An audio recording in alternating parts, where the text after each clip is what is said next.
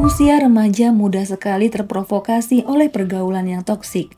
Banyak di antara mereka hanya memikirkan hari ini saja dan tak pernah memikirkan masa depan.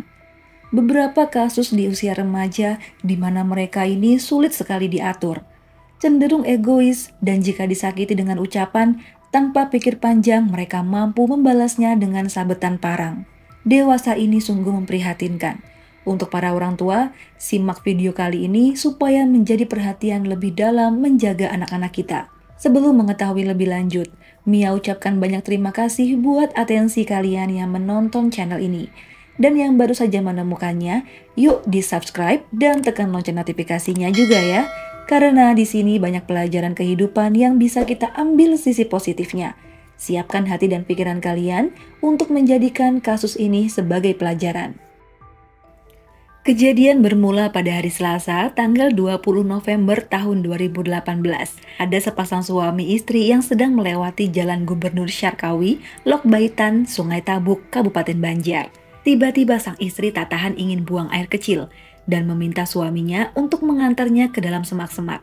Saat berjalan menuju ke dalam rimbunan, mereka sangat terkejut menemukan sesosok mayat laki-laki tanpa kepala. Posisi mayat itu sedang tertelungkup. Sontak mereka yang kaget langsung panik dan menjerit histeris. Warga lain yang mendengar segera mendatangi temuan mayat korban. Tak lama berselang, polisi pun datang dan mengamankan lokasi. Dari kondisi jasad yang tanpa kepala, kuat dugaan merupakan kasus pembunuhan dengan cara mutasi. Tidak ditemukannya kartu identitas korban, membuat tim penyidik lumayan kesulitan dalam mengidentifikasi korban. Laporan sementara, korban diduga berusia 25 tahun, dengan ciri fisik memakai jaket abu-abu dan sepatu putih. Lalu mereka menyebarkannya dengan harapan ada yang mengenali korban. Mereka juga menghubungi beberapa keluarga yang kehilangan saudara mereka. Karena kepala korban masih belum ditemukan, tak pelak warga yang ada di sekitarnya merasa bergidik dengan kejadian ini. Karena area penemuan tubuh korban berada di rimbunan semak belukar, akhirnya menurunkan anjing K9 untuk membantu melacak kepala korban atau barang bukti lain. Dan benar saja, dari 2 anjing yang diterjunkan, salah satunya berhasil menemukan barang bukti sajam yang diduga kuat adalah benda untuk memutilalakan tubuh korban. Selanjutnya tubuh korban dibawa ke Rumah Sakit Ulin Banjarmasin untuk diotopsi secara mendetail. Dan hasilnya ditemukan luka sabetan di area badan juga tangannya. Diduga korban sempat menangkis serangan dari pelaku. Dan yang paling fatal adalah sayatan di leher yang membuat kepala terpisah dari tubuhnya. Di lain sisi, ada keluarga yang mengetahui berita tentang penemuan mayat laki-laki karena mereka merasa kehilangan anggota keluarganya.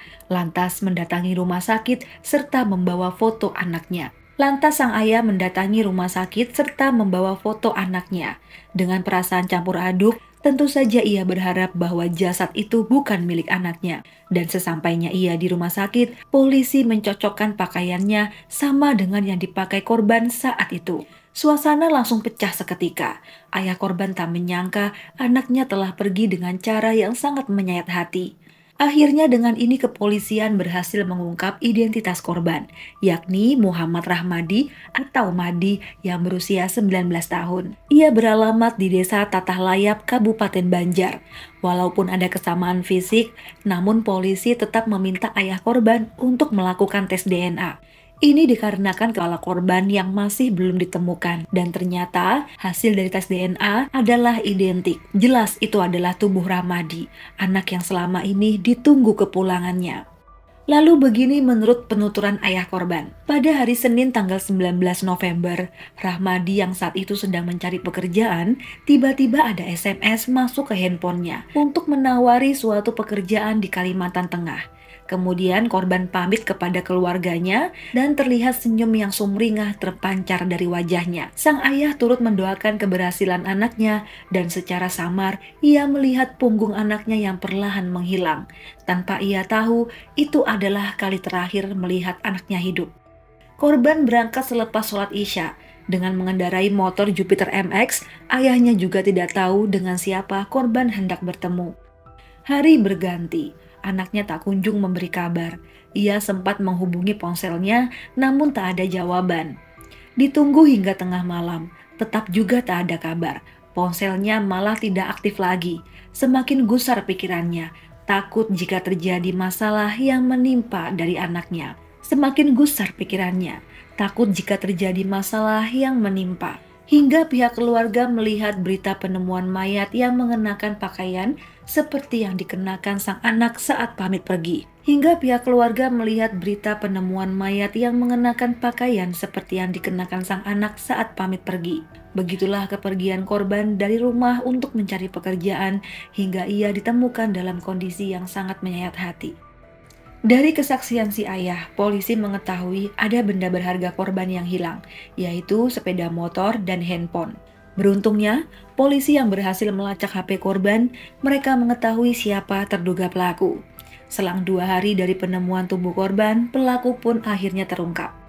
Ia merupakan warga desa Sari Brengas, Kecamatan Bataguh, Kabupaten Kapuas, Kalimantan Tengah. Pelaku ditangkap oleh unit Resmob Polda Kalsel bersama tim TK Polres Banjar saat melakukan giat penyelidikan dan penangkapan terhadap pelaku pembunuhan pada tanggal 22 November pukul 12.50 malam. Pelaku berada di Gang 55, Desa Bentok, Kecamatan Bati-Bati, Kabupaten Tanah Laut. Rupanya ia merupakan teman yang sudah dikenal lama oleh korban. Pelaku bernama Muhammad Safrudin atau biasa dipanggil Ahmad. Ia berusia 19 tahun. Dari penangkapan pelaku inilah, polisi berhasil mengamankan handphone dan motor milik korban. Saat itu juga ia ditanya mengenai keberadaan kepala korban. Kemudian ia mengatakan jika kepala korban sudah dibuang di Sungai Barito dari atas jembatan. Warga sekitar area sungai juga ikut geger setelah polisi menyisir area tersebut.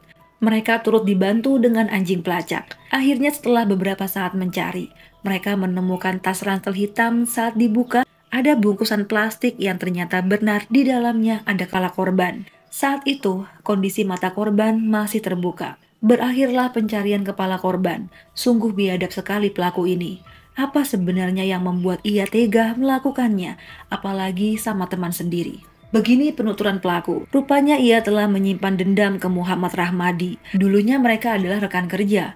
Namun menurut pelaku, korban selalu mengejek, membuli, dan puncaknya pernah melaporkan pelaku ke atasannya jika ia sering melakukan pencurian di sana. Hal itu lantas membuat mereka berdua sama-sama dipecat. Jelas ini membuat Safrudin kesal setengah mati. Hidup lagi susah-susahnya malah diberhentikan. Kini mereka berdua menganggur. Intinya Safrudin tak sanggup lagi menahan rasa sakit hati dalam dadanya. Ia harus melakukan sesuatu supaya Rahmadi merasakan sakit yang sama dengan yang dideritanya. Niat itu dibulatkan dengan sebuah rencana yang sangat matang. Safrudin pura-pura memancing korban untuk merencanakan pergi ke Kalteng guna mencari pekerjaan di sana. Benar saja, dengan mudah korban percaya dan malam itulah ia pamit kepada ayahnya untuk bertemu teman. Di waktu yang telah disepakati, korban yang menaiki Jupiter MX, sedangkan pelaku dengan Yamaha Vision berjalan beriringan. Namun pelaku berinisiatif untuk menumpang sepeda motor korban. Dan saat mereka melewati jalan Lok Baitan, pelaku meminta berhenti karena ingin buang air kecil. Daerah situ memang penuh semak belukar. Karena takut, pelaku meminta korban untuk menemaninya. Korban pun menghentikan motornya dan menemani pelaku masuk ke dalam semak. Tanpa curiga, korban berjalan mengikuti pelaku. Tiba-tiba ponsel yang dipegang korban terjatuh. Saat mengambil handphonenya, posisi korban dalam keadaan setengah membungkuk dan tak ingin membuang waktu, pelaku dengan cepat mengeluarkan parang dan mengayunkannya tepat ke badan korban. Rahmadi yang kaget sempat menangkis dengan tangannya. Itulah mengapa tangannya terdapat luka cukup parah. Namun karena kalah tenaga juga tidak siap menerima serangan, korban akhirnya ambruk. Bukannya kasihan, pelaku malah menyayat habis leher korban hingga terpisah bagian kepala dan tubuhnya. Kemudian ia membawa handphone, juga motor korban, dan kepalanya dimasukkan ke dalam tas ransel hitam milik korban yang hendak dibuang di sungai.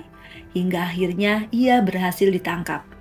Pada tanggal 17 Juni tahun 2019, pelaku divonis hukuman 20 tahun penjara karena terbukti telah melakukan berencana. Nah teman-teman, pelaku masih berusia 19 tahun, tapi perilakunya seperti binatang. Bisa jadi alasan dia mengeksekusi korban bukan alasan yang sebenarnya, dikarenakan korban sudah tiada dan tak mungkin bisa membela diri. Janganlah kau sia-siakan masa mudamu, karena di penjara tidak bisa nonton YouTube, apalagi nonton channel Secret Crime Stories. Semoga dengan adanya tayangan ini dapat meminimalisir tindakan kejahatan. Mia turut berduka untuk korban. Semoga diampuni segala dosa-dosanya dan dilapangkan kuburnya. Mia minta maaf jika ada salah-salah kata dalam pembuatan video, dan jika kalian suka, tolong bantuannya untuk klik like, komen, dan subscribe. Pelajaran yang bisa kita ambil dari video ini adalah jangan buang air kecil di semak-semak. Tahan dulu sampai kamu menemukan tempat yang wajar untuk membuangnya. Sampai jumpa di video selanjutnya. Bye!